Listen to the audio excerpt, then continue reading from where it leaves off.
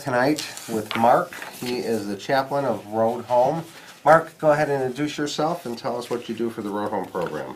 My name is Mark Schimmelfennig. I'm the staff chaplain for the Road Home program at Rush University. It is the Center for Veterans and Families, and I pretty much am responsible for the spiritual care of the vets and families who come through our door, and that is primarily dealing with post-traumatic recovery and moral injury repair. Mark, tell us what, for those who don't know, tell us what moral injury really comes down to. Well, what moral injury is simply when you violate your moral code, however that looks, and you feel like you've done something wrong that goes against that moral code. So like if you're a Christian and your beliefs are, strong Christian beliefs, and then you're forced to do something that's against that belief. Well, it doesn't even need to go that far, actually. We are all born and raised with a moral code.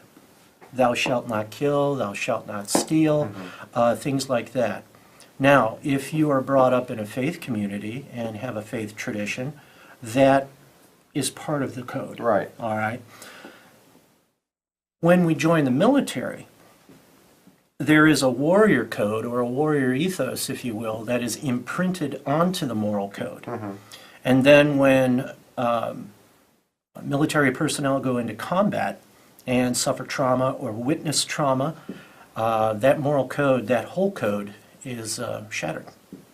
Mark, how does somebody know if they suffer from moral injury? What are the symptoms of it? How would they recognize that? Well, first of all, if you feel that you've done something or witnessed something that, by those actions, you feel that you are no longer a worthy, quote-unquote, worthy human being, that's the first sign. Other ways that moral injury manifests itself is shame, guilt, Right. self-sabotage, a break with your faith and your faith tradition, a feeling that you are beyond redemption, beyond forgiveness, and you just are not a worthy human being. And that if you shared your experience, and another thing, sorry to interrupt, No, it's okay. that if you shared those experiences with loved ones especially, or friends, that they would never look at you the same again. Right. How does your faith play a part in that? Well, in a couple of ways. If you're raised in a faith tradition, then you have the tenets of your faith. For instance, Christian, I'm a Presbyterian, and the God I worship is the God of redemption, the God of compassion, a God of forgiveness. And being raised in a Christian household, I was also raised with the commandments and the difference between right and wrong. Yeah. And what happens when that is all shattered, a veteran will often feel that they are beyond what God will forgive them for. They have gone too far. Right. God no longer loves them, God can no longer forgive them, and they are tainted goods, basically. So what would you say the process is for healing then? What would you do to begin your healing? Well, whether or not faith plays a part in your life before you suffer moral injury, part of it is that you have to be able to forgive yourself. You have to be able to forgive yourself. Otherwise, it's not going to work. Yeah, what do you mean? Explain forgive yourself in what way? Well, through what we do, so for instance, what we do at the Road Home, we take people's traumas apart, we pick them apart, and we're able to show them that there's more to it than their own impression of what happened. Okay. So often, when all the facts are in, so to speak, a veteran will often find that, you know what, it wasn't their fault. Right. Or there wasn't anything they could have done to save their buddy. Or it wasn't the way they thought it was. There were other things going on, but because they were so close to the situation, that's the only view that they have.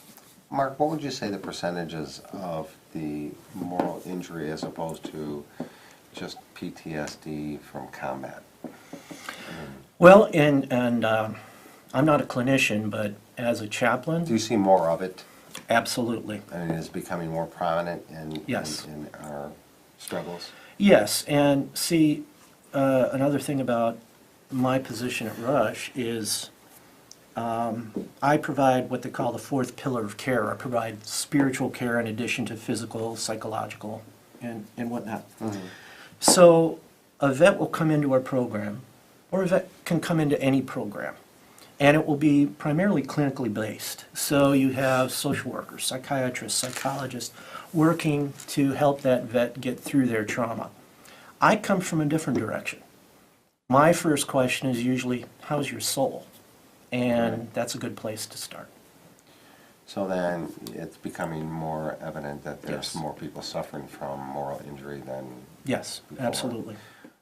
With Road Home, I mean, what would somebody have to do to get involved with the Road Home program? What's the first step they take? Well, first of all, they have to have come to this decision that they need help. Okay, and that Right. goes for anybody. Now, there are different ways you can get involved in the Road Home. We have the roadhomeprogram.org website where Yeah, they can let me make. show them Oh, that here. okay.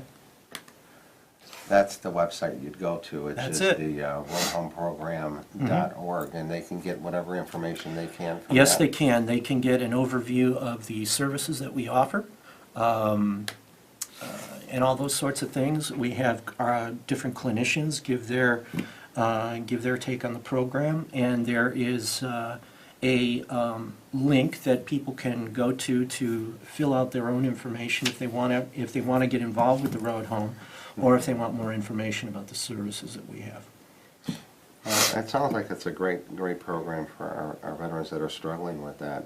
What else can you tell us about, when did this first come about, this moral injury? I mean, Well, moral injury has been around as long as and there's we're just been hearing war. more and more about it now, though. Well, it's becoming, and I'm not quite sure why it's coming to the forefront now. Perhaps because of all the work that's been done with PTSD. But moral injury has been around as long as there's been warfare. And as long as any person who has seen combat and feels that they've done something that has gone up against their code, against their beliefs, it's there. It's a reality. Can I suffer from moral injury without knowing it? I mean, could it Sure, be? sure. It's certainly possible. Avoidance is, avoidance is one of the issues with PTSD. Avoidance is an issue as well with moral injury. You may not really understand why you feel shame or guilt, or you engage in self-sabotaging behavior. Those are all different manifestations of moral injury. But a lot of times something will happen, traumas will happen. The veteran is very focused on the trauma itself, and they may feel that they've come to terms with the trauma. But then as time goes on afterwards, something is not right. Right. Something is missing. So, you could feel, I lost something over there. Sure. Something died inside. I mean, those are all things that vets will describe how they're feeling, Right. but they haven't had a chance to really enunciate it in a way that resonates. Right. So one of the things I simply try and do by starting with a question like, how's your soul? It can open a door. Mark, let me ask you another question. How does it have any effect on a family of someone who's suffering from that? Is there any kind of link between the person with moral Oh, injury yes, and the yes, family? yes, there is. Because those feelings of shame and guilt, and especially the feelings of I'm a monster, I cannot share what I went through with my family, they will never love me anymore. Right. They will think I'm a bad person, all of that. So the vet will often, in their mind, say that they're protecting their family from these Right. truths.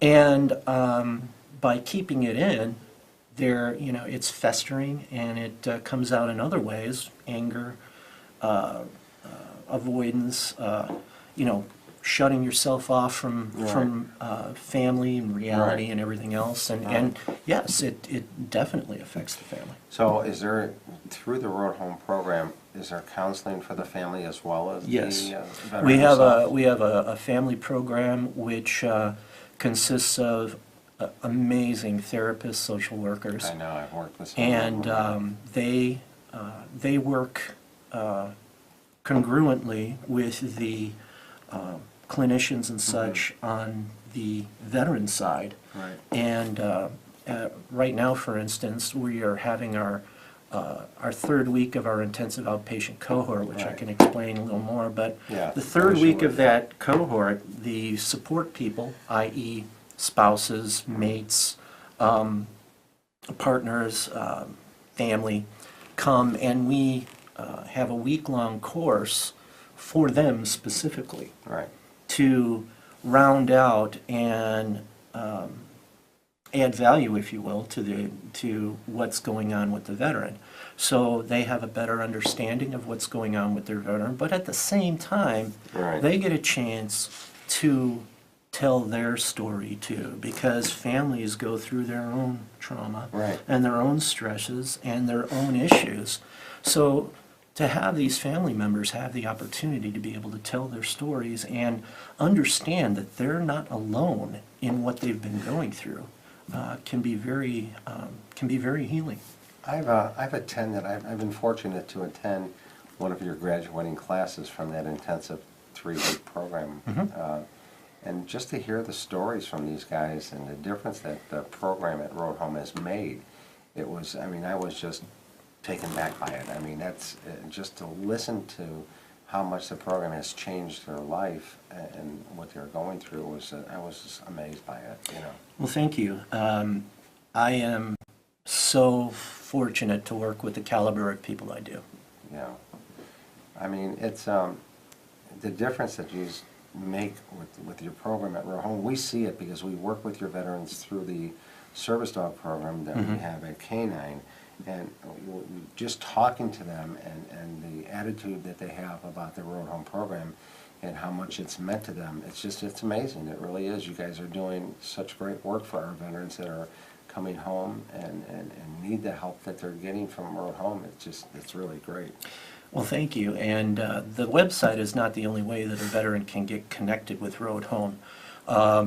We have a working relationship with Wounded Warrior, so if you're a post 9/11 vet, you can get in touch with us and get hooked up with us through Wounded Warrior. Referrals from the VA and word of mouth. We've gone through 20. Tomorrow we will graduate our 21st cohort with our intensive outpatient program, Really? which is 3 weeks of very Intense intensive, program, yeah. intense, 5 days a week, 9 hours a day. And, when they graduate, and you've heard the differences it's made in The some testimonies people's from these life. guys are unbelievable. And, we consider that to be the end of the beginning. Right. Okay, and it's not a cure-all.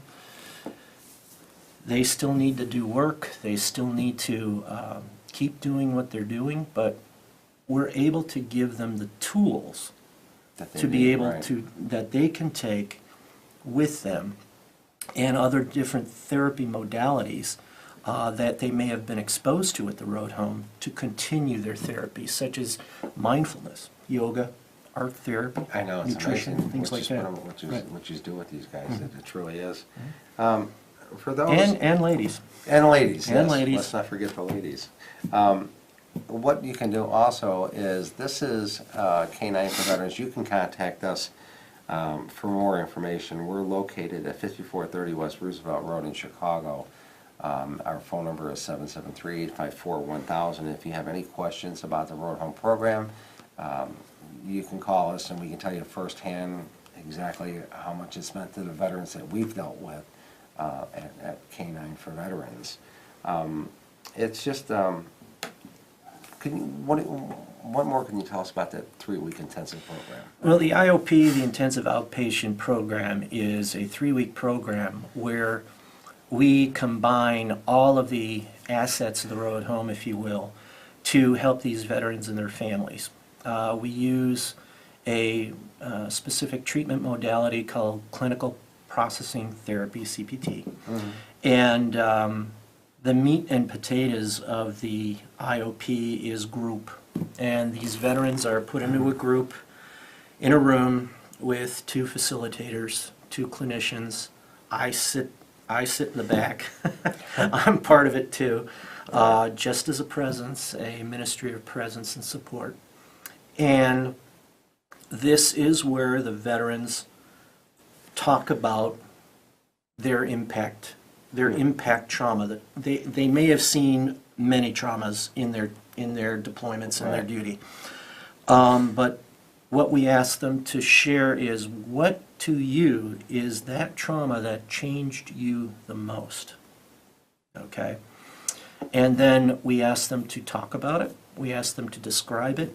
And then in group, they have other veterans who've suffered traumas as well, been in combat, all those sorts of things. They question the event that the veterans described. Mm-hmm. And that's where I was talking about earlier, where you're able to get perspective of that there are things happening that happened before the trauma, during the trauma, after the trauma, that the veteran themselves may not have understood or realized or thought about. And so think of it as you're kind of up against a wall or up against a mirror, and all you can see is this. But as with CPT and the group therapy that we have, we get the veteran to step back, if you will, and get better perspective for the whole event rather than just one piece of it. Do you find that you have more veterans coming in for this program? We are scheduled, we have IOP scheduled through the end of 2018. Really? And is it every 3 weeks they have a program? Is there a We break in between? have a 3-week program, a week off, then we'll do another 3-week program. The next program we're going to start after Thanksgiving will be a program specifically addressing military sexual trauma. Explain that, how that works. I mean, Well, it's an unfortunate fact that military sexual trauma exists, and it exists more than I think the DoD wants to admit. And there have been men and women who have suffered military sexual trauma. They're survivors of it. And we do our best to help bring them back to a point where, you know, just like the veterans with PTSD, that they're able to better deal with what happened, and we give them the same types of skills that we would with the combat vets. do you find it's to go harder for forward. them to come forward with military sexual trauma than it is for the veterans to come forward with, PTSD or, to acknowledge that happened? In some cases, yes. In some cases, yes. And I'll be the first one to admit, I'm not, I don't know what they've gone through. Right. Okay. All I can do is offer a presence. And hopefully that's enough. But the clinicians that are responsible for helping with the military sexual trauma cohorts are experts in their field. Right. And I'll admit, when I started at the Road Home, I had not worked with MST patients, and I have learned so much from them, but I still have a lot to learn. But they have a very unique set of things that they're going through Right. based on their trauma, and we do our best to help. Let me add that if anybody in our viewing audience has any questions for Mark, feel free to call 312-738-1060, and I'm sure Mark would be more than happy to answer any questions you have. I'll try. Mark, tell us some more about yourself. Tell us a little bit about your background. Well, I grew up with a Roman Catholic background, and so in my own journey, I was raised with a moral compass, obviously, and a faith tradition that was imprinted on that. I'm a veteran, and suffice to say, I've taken my own road home, and my drug of choice was alcohol. And short story is, I finally figured out what God wanted me to do, and That was my next question. How Yes. did you wind up being a chaplain? well, from a very young age, I knew that God had a plan for me, but instead of just waiting for it all to happen and, discern that, I figured I'd go out and figure that out all on my own. And I was in my 40s before I had dinner with a friend who basically said, you know what, as long as I've known you, you've gone out and tried to find God, under every rock and in every closet, etc. You don't go find God, God finds you, and God found you a long time ago, so get used to the idea. It took me 3 years, but then I applied for entry into seminary. I'm a graduate of McCormick Theological Seminary down in Hyde Park. And through my seminary training, I found my passion in chaplaincy, where you cross the threshold of a patient's room and you leave all of that stuff outside. Whether it be organized religion, this, Right. that, or the other thing, you were going in to see somebody who needs help and who's looking for hope and comfort. Someone who wants to tell their story. A family that is scared about their loved one having surgery the next day. Right. Somebody who might have had life-changing news the last hour. Just being a ministry of presence, a vehicle, if you will, or a conduit of God's grace through the power of the Holy Spirit. And that's my theology. Wow. It's So it's wonderful. you had your own road home then. Yes. I also want to take time to thank you. We're having a Thanksgiving dinner at K9 for Veterans, and also we're having a Christmas dinner. And Mark was gracious enough to offer to play Santa Claus Well, for our veterans' children's. I've been Santa for many, many years. That beard really works for you. No. I'm going to have to shave this off after Thanksgiving and use the real one. Really? But Mike, one thing I wanted to say about the synergy between what you do at K9 and what we try to do at the center, not only with PTSD but moral injury, is that many of these vets feel that they're not worthy. Okay, they're not worthy of love, redemption, any of the above. But being hooked up with a service dog, Yeah.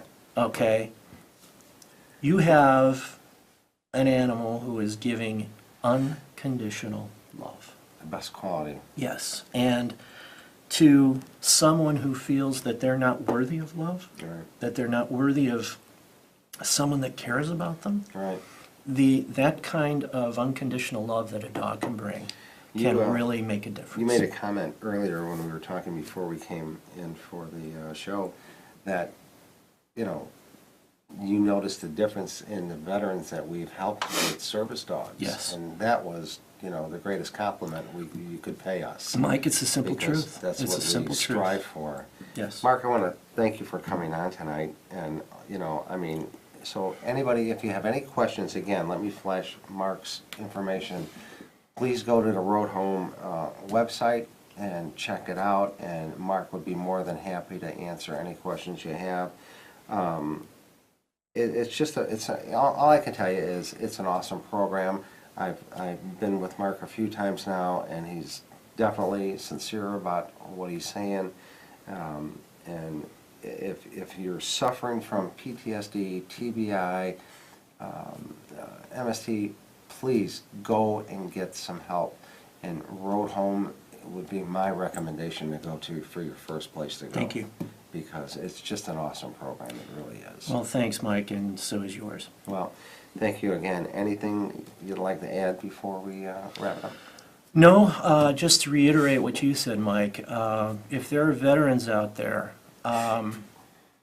it doesn't matter what era you're from, Vietnam, Persian Gulf. We even have vets from the Korean War who come in to utilize our services. If you feel you need help and you haven't been able to get it from other places, please, please, please try and get a hold of the Road Home. We will do our very best to help. I've seen what the changes in the guys that have been through that program, intensive program, and it's just really, all I could tell you is that, like, when I went to the graduation for the class, I mean, just the idea that these guys were stepping forward to express themselves and what they've been through, it's truly amazing. It's pretty profound, but we also have a full full range of outpatient services. So if people want to come, Go to the website. go to the website and get it checked out. Mark. So IOP, outpatient services, we can do both. Thank you so much for being our Thank you, guest sir. tonight, All and right. we appreciate it. Thank you. Peace.